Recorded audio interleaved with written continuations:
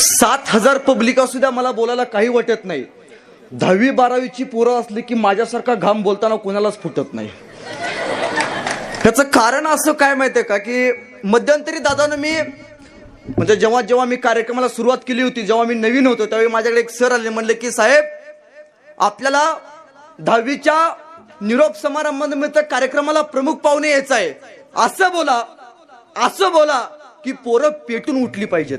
म्हणलं पोरांनी वर्षभर अभ्यास नाही केला तर पेटून कशी उठवायची. नाही म्हणले बोला म्हणले. आता म्हणलो 10वी-12वीची पोरं, तुम्ही पण 12वीची असाल 10वीची असाल, हे वय 16 वर्ष आणि ते गाणं तर आहे की मराठीतलं 16वं वर्ष धोक्याचं. आता खरंच धोक्याचं. म्हटलं 16 वर्षातल्या पोरांना त्यांच्या वयातली उदाहरणं दिली पाहिजेत. म्हणून मी भाषणाची तयारी केली आणि स्टेजवरती येऊन बसलो. तुमच्या बरोबर सगळी मुलं आणि मुली अशी समोर बसले आणि मी उदाहरण द्यायला चालू केलं. मी त्यांना म्हटलं बाबा ऐका, तुमच्या वयाच्या असताना वयाच्या 16व्या वर्षी तोरणा किल्ल्यावरती शिवरायांनी तोरणा किल्ल्यावरती शिवरायांनी तोरण बांधलं आणि महाराजांनी स्वराज्याची शपथ घेऊन या हिंदुस्थानाला खऱ्या अर्थानं जगण्याचा अर्थ दिला. ते वयाच्या 16व्या वर्षी नाव छत्रपती शिवाजी महाराज. रायरेश्वराच्या मंदिरामध्ये घेतलेली शपथ तोरणा किल्ल्याच्या तोरणापर्यंत जाऊन पोहोचली. अशाच टाळ्या वाजल्या त्यावेळी. पण मी परत म्हणलो, वयाच्या 14व्या वर्षी संभाजी महाराजांनी बुद्धभूषणम नावाचा ग्रंथ लिहिला आणि वयाच्या 14व्या वर्षी संभाजी महाराजांनी अखंड हिंदुस्थानाला अभिमान आणि स्वाभिमान शिकवला. ते छत्रपती संभाजी महाराज. अशाच टाळ्या वाजल्या तेव्हा. पण मी परत म्हणलो, वयाच्या 16व्या वर्षी ज्ञानेश्वरांनी ज्ञानेश्वरी लिहिली आणि ती ज्ञानेश्वरी आज संपूर्ण जगाला मार्गदर्शन करते. नाव संत ज्ञानेश्वर महाराज. अशाच टाळ्या वाजल्या तेव्हा. पण टाळ्या वाजल्या. म्हटलं पोरांना काहीतरी समजलं. एक पोरग पुढचं उठून उभा राहिलं. 12वीची पोरं ही बिनी कुणाच ऐकतात वय. ते उठलं, म्हणला दादा तुमचं बरोबर आहे, तुम्ही सांगताय ते बरोबर आहे. वयाच्या 16व्या वर्षी शिवरायांनी स्वराज्य उभा करण्याची शपथ घेतली. ज्ञानेश्वरांनी ज्ञानेश्वरी लिहिली. आम्ही त्यांनाच आदर्श मानणारी माणसं आहोत. पण सर, आमच्या सरांच्या वयाचे असताना भगतसिंह, राजगुरू, सुखदेव फासावरती गेले होते. मग आमच्या सरांनी ट्राय करायला काय हरकत आहे. कधी कधी प्रश्न पडतो की विद्यार्थ्यांपुढे काय बोलायचं आणि कसं बोलायचं. कारण यांच्यासारखा वक्ता कोणीच असू शकत नाही. मराठी शाळेच्या विद्यार्थ्यांना शांत बसवायची ताकद त्यांच्या आई वडिलांच्यात नाही, तर ती फक्त मराठी शिक्षकांमध्ये. दुसरं कोणीच शांत बसू शकत नाही त्यांना. म्हणून मी नेहमी सांगत असतो की तुमच्यासाठी लांबनं आलोय तर तुम्हाला काहीतरी देणं लागतो. तर काय द्यायचं. शिवरायांनी स्वतःची शपथ घेतली. खरं तर साहेबांशी माझं बोलणं झालं. साहेब म्हणले की शिवचरित्र मांडा, पण मांडताना माझ्या तरुण पोरांना काहीतरी त्यातून मिळालं पाहिजे. शिवचरित्रातनं काय घ्यायचं हो आपण, काय घ्यायचं. तुम्हाला माहितीये, एक 12 वर्षाचं पोरग राजस्थान मधनं महाराष्ट्रात आलं. 350 वर्षापूर्वी आलं. एका शेतकऱ्याला भेटलं. शेतकऱ्याला म्हणलं असा कोणी माणूस आहे जो लोककल्याणकारी काम करतो, जो रयतेचं काम करतो, असा कोणी माणूस आहे. शेतकरी म्हणला एक माणूस आहे. काय नाव त्याचं.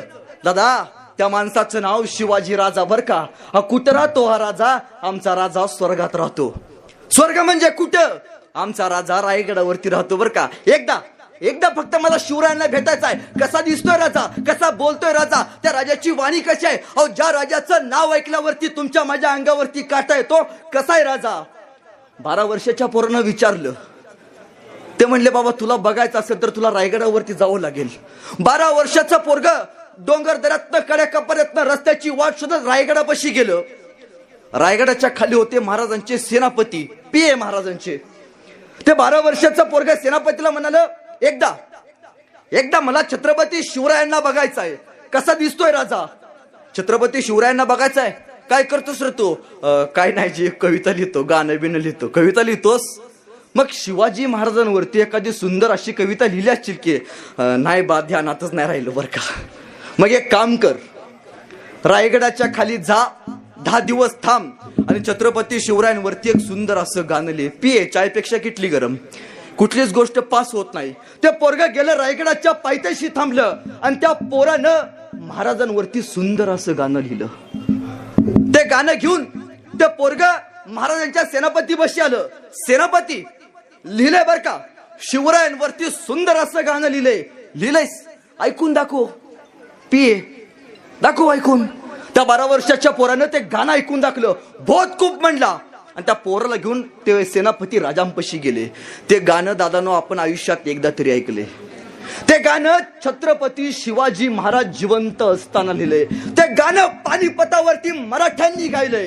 ते गाणं आजही पिढ्यांना प्रेरणा देते. ते गाणं आपण अजून एकदा तरी स्वतःच्या स्टेटसला ठेवलंय. राजांना म्हणाले, सेनापती राजे तुमच्यावरती सुंदर असं गाणं लिहिलंय. राजे म्हणले ऐकव. आणि ते 12 वर्षाचं पोरग गाणं ऐकवायला चालू झालं. माझ्याबरोबर सगळ्यांनी टाळ्या वाजवायच्या, हात वरती करा. पुढं पळायचं ना, माझ्या बरोबर वाजवायच्या. आणि ते 12 वर्षाचं पोरग गाणं म्हणायला लागलं. इंद्रजबी जंब पर बाड वसु अंब पर रावण सळ दंब पर रघुकुल राजे पौनवारी वाह पर संबुरती नाह पर जोस अस बाह पर रामद्विज राजे दावाद्र दृंड पर चित्ता मृग झुंड पर भूषण वितृंड पर जैसे मृग राजे तेजतम अंश पर कन्न जिमी कंस पर योमलच्छ वंश पर शेर शिवराजे शेर शिवराजे शेर शिवराजे. गाणं प्रत्येकानं ऐकले. गाणं एकदा तरी आपण स्वतःच्या स्टेटसला ठेवलंय. हे गाणं छत्रपती शिवाजी महाराज जिवंत असताना लिहिलंय. किती लोकांना माहिती नाही माहित. आपल्याला फक्त शाहिस्तेखानाचं बोट, अफजल खानाचं पोट, याच्या पलीकडे आपण कधी गेलोच नाही. ते गाणं ऐकल्यावरती राजा म्हणलं, बहुत खूप, बोला बोला कविभूषण, तुम्हाला काय बक्षीस देऊ. कविभूषण लगेच नाही म्हणाले. राजा तेवढं देऊळगावच्या ग्रामपंचायतीचं बघा, रक्त वेगळं होतं. कविभूषण म्हणाले, राजे हिरे माणिक मोती याहीपेक्षा छत्रपती शिवाजी महाराज ही आमची खरी दौलत आहे. काय मागून मागून मागितलं या माणसांनी, काय मागितलं आणि राजांनी काय दिलं, काय नाही. विश्वास दिला इथल्या माणसांनी, इथल्या जनसामान्य माणसांना. तुम्हाला माहितीये शिवरायांचं एक वाक्य होतं, हे राज्य व्हावं हे तो कोणाची इच्छा. पोरांनो कोणाची इच्छा. तुम्ही मुके आहे काय सर. मुकबधीर शाळा नाही ना आपली.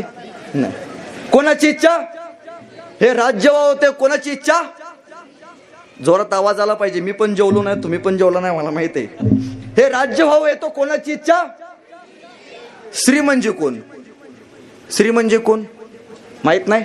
बारक्या पोरांनी इकडे बघा. सैराट बघितला का. हा, आरची कुठल्या गाडीवर नेत होती. बुलेट. बरोबर आहे. आरची कुणाबरोबर गेली. बरोबर आहे. 9 गुरुवारचा प्रसाद आहे.